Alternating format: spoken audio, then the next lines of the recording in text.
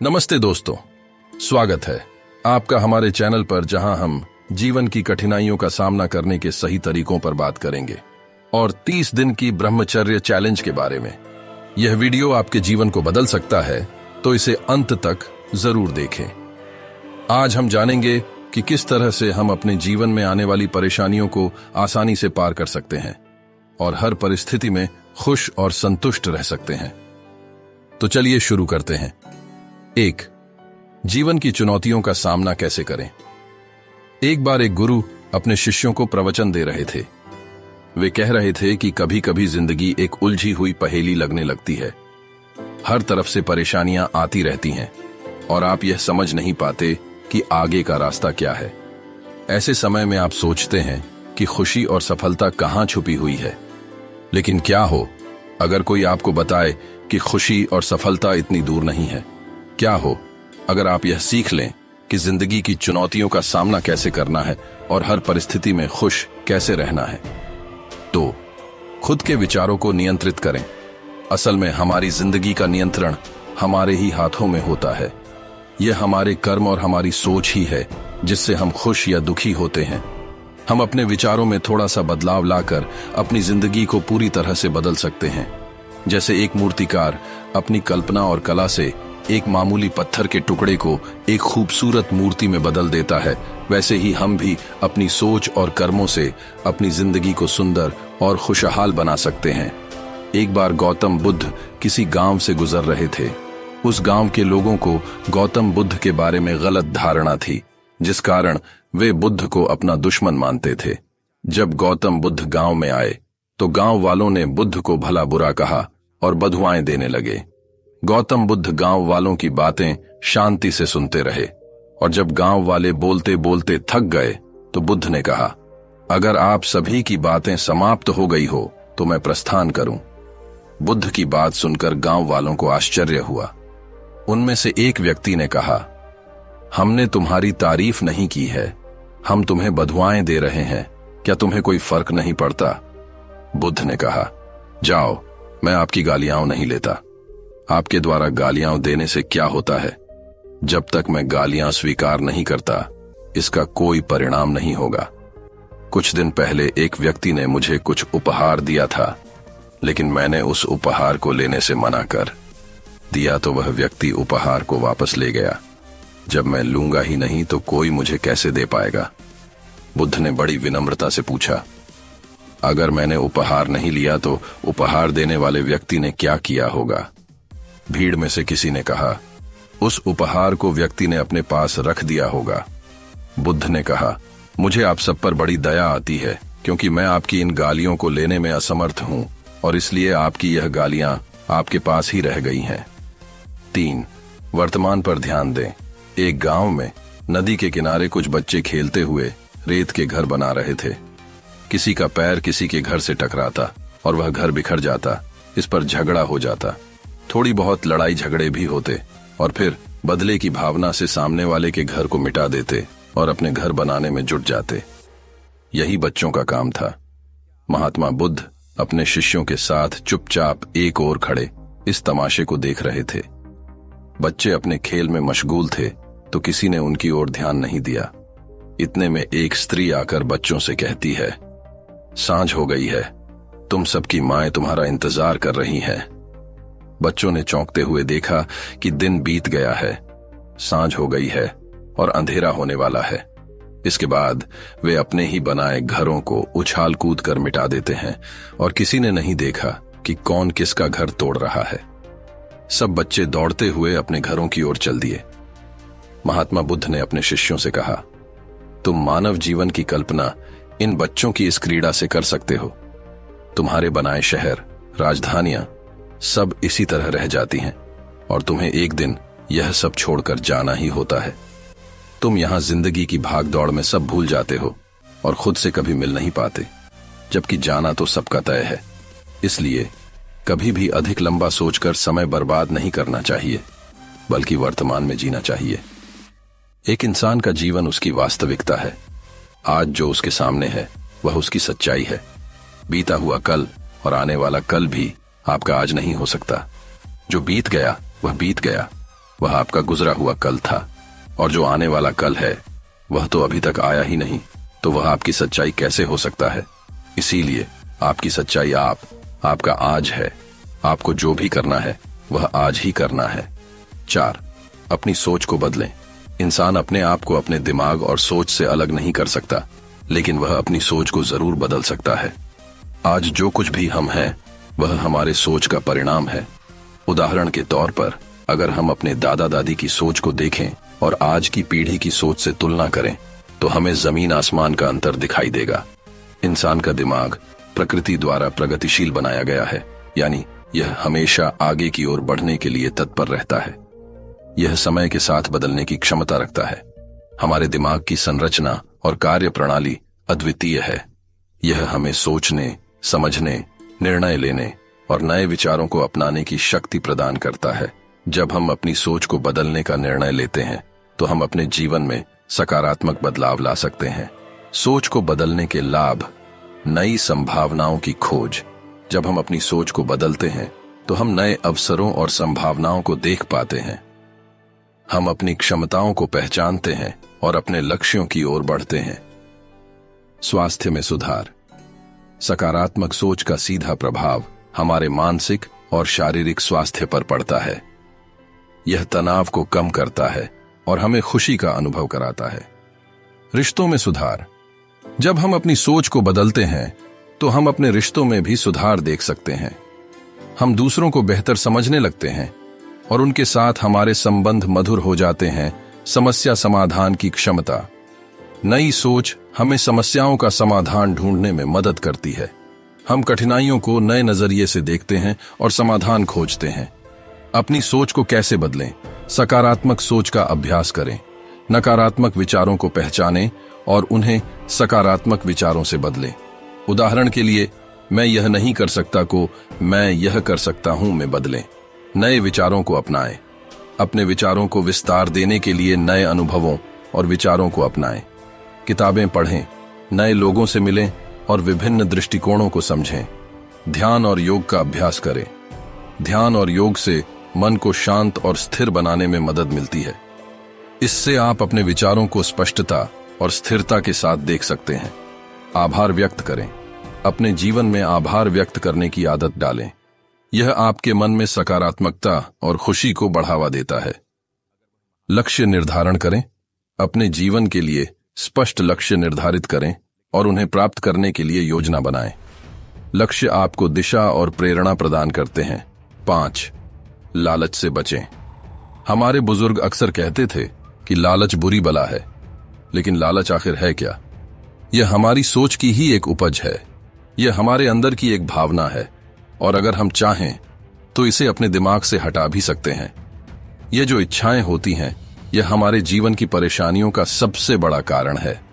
परस्पर विरोधी इच्छाएं कठिनाइयां, रंज और दुख लाती हैं।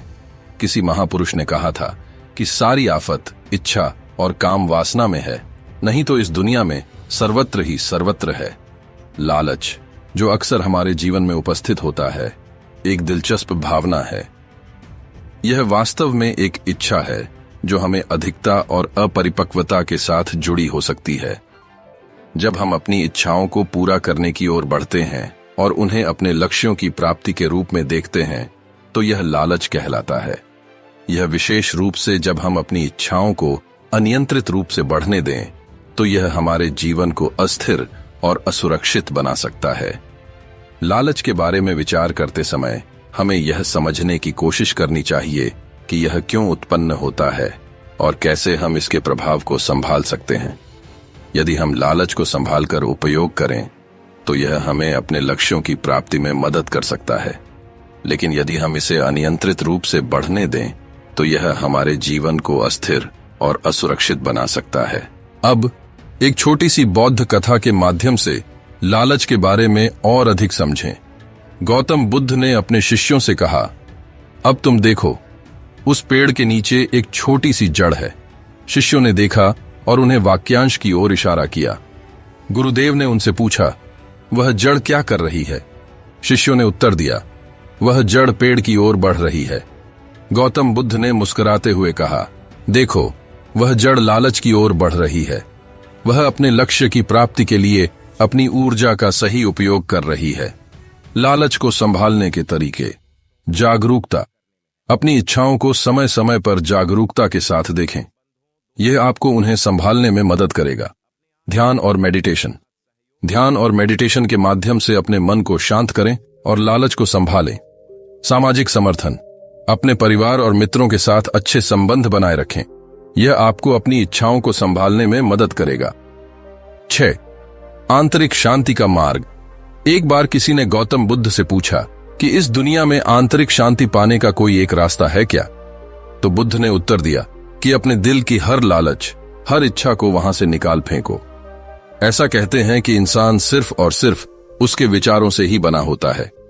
अब यह आप पर निर्भर करता है कि अगर आपकी सोच अच्छी है तो आपका जीवन भी अच्छा है, लेकिन अगर आपकी सोच परेशानियों और वासनाओं से भरी है तो इसका आपके जीवन पर सीधा असर पड़ेगा। आंतरिक शांति पाने का सबसे अच्छा तरीका है अपनी इच्छाओं और लालचों को नियंत्रित करना। ब्रह्मचर्य का पालन करके हम मानसिक और शारीरिक रूप से स्वस्थ रह सकते हैं। आज की भागदौड़ भरी जिंदगी में ब्रह्मचर्य का पालन करना कितना महत्वपूर्ण है? यह हमें मानसिक शांति और स्थिरता प्रदान करता है। ब्रह्मचर्य का अर्थ है संयम और आत्मनियंत्रण। यह हमें हमारे विचारों और कार्यों को नियंत्रित करने में मदद करता है। 30 दिन की ब्रह्मचर्य चैलेंज के नियम। इस चैलेंज में आपको 30 दिनों तक संयम का पालन करना है। इसमें खान पान, दिनचर्या और मानसिक शांति के लिए ध्यान शामिल है। शुरुआत में ब्रह्मचर्य का पालन करना कठिन हो सकता है, लेकिन इसे धीरे धीरे और नियमित अभ्यास से आसान बनाया जा सकता है। ब्रह्मचर्य पर यह वीडियो पूरी तरह से समर्पित है। हमारे चैनल इस वीडियो को देखकर आप संपूर्ण शेड्यूल को अच्छी तरह समझ सकते हैं। इसमें हर समस्या का समाधान और हर सवाल का जवाब स्टेप बाय स्टेप दिया गया है। इस वीडियो को पूरा देखकर आप पूर्ण ज्ञान प्राप्त कर सकते हैं। अगर आपको यह वीडियो पसंद आया हो तो इसे लाइक करें, शेयर करें और हमारे चैनल को सब्सक्राइब करें। और हाँ, इस 30 दिन की ब्रह्मचर्य चैलेंज को अपनाएं और अपने जीवन में बदलाव देखें। 7. मेहनत का महत्व। हमारी सबसे बड़ी परेशानी तब शुरू होती है जब हम प्रयास करना बंद कर देते हैं। किसी भी लक्ष्य को हासिल करने में मेहनत तो लगेगी ही और परेशानियां भी आएंगी, लेकिन ध्यान रहे कि जीतता वही है जो बिना हार माने कोशिश करता रहता है। इंसान 2 प्रकार के होते हैं। एक वह जो किसी भी काम की शुरुआत से पहले नतीजों से घबरा जाते हैं और बहानों की मदद से घुटने टेक देते हैं। ऐसे इंसान कभी भी अपने जीवन को बेहतर नहीं कर सकते। उनके जीवन में आसानी की जगह परेशानियां ही आएंगी और इसके जिम्मेदार वे खुद होंगे। 8. सकारात्मक सोच का विकास। दूसरे प्रकार के लोग होते हैं जो बिना अपनी असफलता से डरे अपनी मंजिल की ओर अपने कदम बढ़ाते ही जाते हैं। वे अपने आलस्य और आराम से ज्यादा प्राथमिकता अपने लक्ष्य को देते हैं। फिर उन्हें अपने रास्ते में आने वाली सभी कठिनाइयां मामूली लगती हैं। फिर अगर वे हार भी जाते हैं तो भी संतुष्ट रहते हैं। कोई शिकायत, कोई निराशा, कोई पश्चाताप नहीं रहता, क्योंकि उन्होंने कोशिश करना नहीं छोड़ा और उन्होंने हमेशा सही का ही साथ दिया। 9. नियमानुसार जीवन जीना। एक स्त्री का एक ही बेटा था। वह भी मर गया तो रोती बिलखती वह महात्मा बुद्ध के पास पहुंची और उनके पैरों में गिरकर बोली, महात्मा जी, आप किसी तरह मेरे लाल को जीवित कर दें। महात्मा बुद्ध ने उसके प्रति सहानुभूति जताते हुए कहा, तुम शोक न करो। बुद्ध ने उस महिला को सत्य बताने के लिए सराहना देते हुए कहा, मैं तुम्हारे बेटे को जीवित कर दूंगा, लेकिन एक शर्त है कि तुम किसी ऐसे घर से भिक्षा के रूप में कुछ भी मांग लाओ जहां किसी व्यक्ति की कभी मृत्यु न हुई हो। उस स्त्री को कुछ तसल्ली हुई और दौड़कर गांव पहुंची। अब वह ऐसा घर खोजने लगी जहां किसी की मृत्यु न हुई हो। बहुत बहुत ढूंढा, लेकिन ऐसा कोई घर उसे नहीं मिला। वह निराश होकर महात्मा बुद्ध के पास आई और वस्तु स्थिति से अवगत कराया। तब बुद्ध बोले, यह संसार चक्र है, यहां जो आता है उसे एक दिन अवश्य ही जाना पड़ता है। तुम्हें इस दुख को धैर्यता से सहन करना चाहिए। तब महिला को बुद्ध के वचन समझ आए और उस महिला ने फिर बुद्ध से संन्यास लिया और मोक्ष की राह पर चलने लगी। यह एक ब्रह्मांडी नियम है कि जैसा बोओगे वैसा ही काटोगे। अक्सर लोग इस नियम से डर जाते हैं और उन्हें लगता है कि नियम का सीधा संबंध दंड यानी सजा से होता है। ऐसा नहीं है। नियम का मतलब होता है सिद्धांत। अगर आप नियमों का पालन करेंगे तो आपके साथ सब सही होगा, और अगर आप नियमों को भंग करेंगे तो सजा मिलनी तो जरूरी है। अब अगर कोई भी नियम सजा देता है तो उसका मुख्य उद्देश्य उस इंसान की सुरक्षा होती है। 10. धैर्य और संतुलन। बहुत समय पहले एक सुंदर और शांतिपूर्ण राज्य था जहां बुद्ध गुरु संकल्प रहते थे। गुरु संकल्प अपने धैर्य और संतुलन के लिए प्रसिद्ध थे और दूर दूर से लोग उनकी शिक्षाओं को सुनने के लिए आते थे। एक दिन एक व्यापारी जिसका नाम विक्रम था गुरु संकल्प के पास आया। विक्रम बहुत ही घबराया और परेशान था। उसने गुरु संकल्प से कहा, गुरुजी, मेरे व्यापार में बहुत समस्याएं आ रही हैं। मैं हमेशा ही चिंतित रहता हूं और छोटी छोटी बातों पर अपना धैर्य खो देता हूं। कृपया मुझे कोई समाधान बताइए। गुरु संकल्प मुस्कुराए और बोले, विक्रम, आओ, मैं तुम्हें एक कहानी सुनाता हूं। उन्होंने एक गहरी सांस ली और कहानी शुरू की। बहुत समय पहले एक बुद्ध माता के पास 2 शिष्य थे। एक का नाम विवेक था और दूसरे का नाम वीर। बुद्ध माता ने दोनों को एक एक पत्थर का टुकड़ा दिया और कहा कि उसे पहाड़ी के शीर्ष पर पहुंचाना है। दोनों शिष्य अपने अपने तरीकों से उस काम को करने लगे। विवेक ने धीरे धीरे और स्थिरता से उस पत्थर के टुकड़े को उठाया और पहाड़ी के ऊपर पहुंचाया। दूसरी ओर वीर ने जल्दी जल्दी और बिना सोच विचार के उस पत्थर को उठाया और तेजी से चलने लगा, लेकिन जल्द ही वह थक गया और पत्थर उसके हाथ से गिर गया। बुद्ध माता ने कहा, विवेक, तुमने धैर्य और संतुलन के साथ काम किया, इसलिए तुम सफल हुए। वीर, तुम्हारी ताकत तब बेकार हो गई जब तुमने अपना धैर्य खो दिया। गुरु संकल्प ने विक्रम की ओर देखा और कहा, हमारी मानसिक स्थिरता और संतुलन ही हमें कठिनाइयों से पार लगाने में मदद करती है।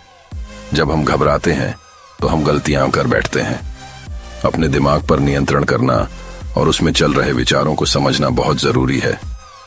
अगर आपने यह रुकावट पार कर ली तो समझो परेशानियां खुद ब खुद गायब हो जाएंगी। विक्रम ने गुरु संकल्प की बातों को गहराई से समझा और नियमित ध्यान करना शुरू किया। धीरे धीरे उसने अपने दिमाग को शांत और स्थिर करना सीख लिया। अब वह जीवन की कठिनाइयों का सामना धैर्य और संतुलन के साथ कर सकता था। गुरु संकल्प के शब्दों में, मानसिक स्थिरता सबसे जरूरी चीज है, क्योंकि मुश्किल समय में आपको गलत तरीके अपनाने के विचार भी आते हैं, लेकिन इन विचारों पर लगाम लगाना ही असल परीक्षा है। अगर आप अपनी परेशानियों का दोष दूसरों पर डालेंगे तो कभी भी उस परेशानी से निकल नहीं पाएंगे। इस प्रकार विक्रम ने धैर्य और संतुलन की महत्ता को समझा और अपने जीवन में सफल हुआ। 11. व्यक्तिगत स्वतंत्रता का महत्व। व्यक्तिगत स्वतंत्रता का मतलब है कि हर इंसान अपने व्यक्तिगत निर्णयों के लिए स्वतंत्र है।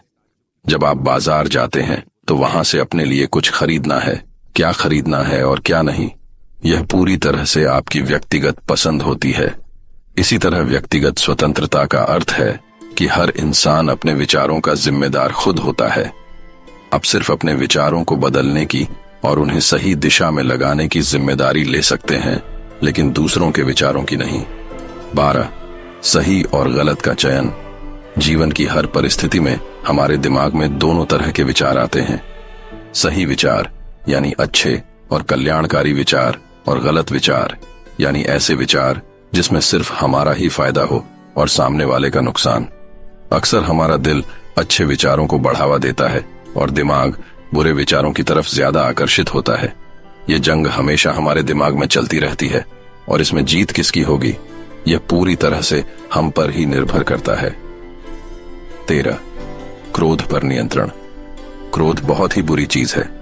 यह हमें अपनी ही आग में जलाता रहता है और इस आग की जलन से हम अपने अंदर की खूबसूरत ठंडक को महसूस करना भूल जाते हैं। लेकिन यह हमारी ही व्यक्तिगत जिम्मेदारी है कि हम अपनी समझदारी से अपने क्रोध को काबू करें, तभी हम बहुत सारी मुश्किलों से बच सकते हैं।